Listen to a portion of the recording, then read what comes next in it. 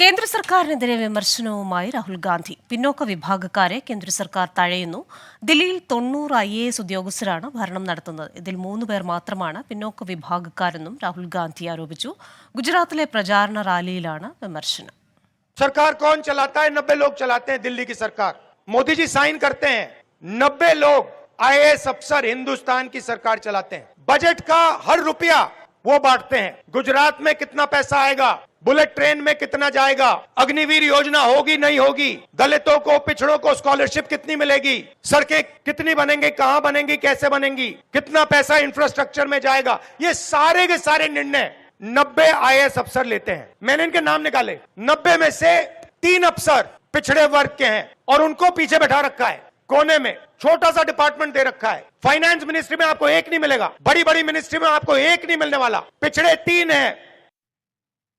വിശദാംശങ്ങളുമായി ശ്രീനാഥ് ചന്ദ്രൻ ചേരുകയാണ്. ശ്രീനാഥ്, ഗുജറാത്തിലെ പ്രചാരണ റാലിയിൽ എണ്ണി വിമർശനങ്ങൾ ഉന്നയിക്കുകയാണല്ലോ രാഹുൽ ഗാന്ധി.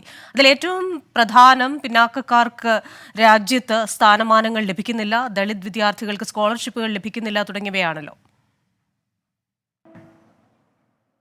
തീർച്ചയായും ഗുജറാത്തിലെ പത്താനിൽ നടത്തിയ തെരഞ്ഞെടുപ്പ് റാലിയിലാണ് രാഹുൽ ഗാന്ധി കടുത്ത വിമർശനം ഉന്നയിക്കുന്നത്. പ്രധാനമായും പിന്നാക്ക വിഭാഗങ്ങളോട് കേന്ദ്ര സർക്കാർ വലിയ അവഗണന കാണിക്കുന്നു എന്നതായിരുന്നു രാഹുൽ ഉയർത്തിക്കാണിക്കാൻ വേണ്ടി ശ്രമിച്ചത്. അതിനാണ് അദ്ദേഹം ചില ഉദാഹരണങ്ങൾ എടുത്ത് കാണിക്കാൻ വേണ്ടി ശ്രമിച്ചതും. അതിൽ പ്രധാനപ്പെട്ടത് 90 IAS ഉദ്യോഗസ്ഥർ ചേർന്നാണ് കേന്ദ്ര സർക്കാരിൻ്റെ ഭരണം ദില്ലിയിൽ നിർവഹിക്കുന്നത്. ബജറ്റിൽ അനുവദിക്കുന്ന പണം ഓരോ വിഭാഗത്തിനും അനുവദിക്കുന്നത് ഈ ഉദ്യോഗസ്ഥർ മുഖേനയാണ്. പക്ഷേ ഈ 90-ൽ വെറും 3 പേർ മാത്രമാണ് പിന്നാക്ക വിഭാഗങ്ങളിൽ നിന്ന് രാഹുൽ പറയുന്നു.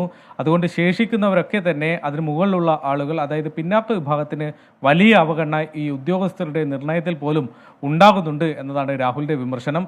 ഏതായാലും ഈ വിമർശനത്തിന് തൊട്ടു പിന്നാലെയാണ് പ്രധാനമന്ത്രി നരേന്ദ്രമോദി മഹാരാഷ്ട്രയിലെ സോളാപൂരിൽ വെച്ച് നടത്തിയ തെരഞ്ഞെടുപ്പ് റാലിയിൽ ചില പ്രതികരണങ്ങൾ കൂടി നടത്തിയിട്ടുണ്ട്.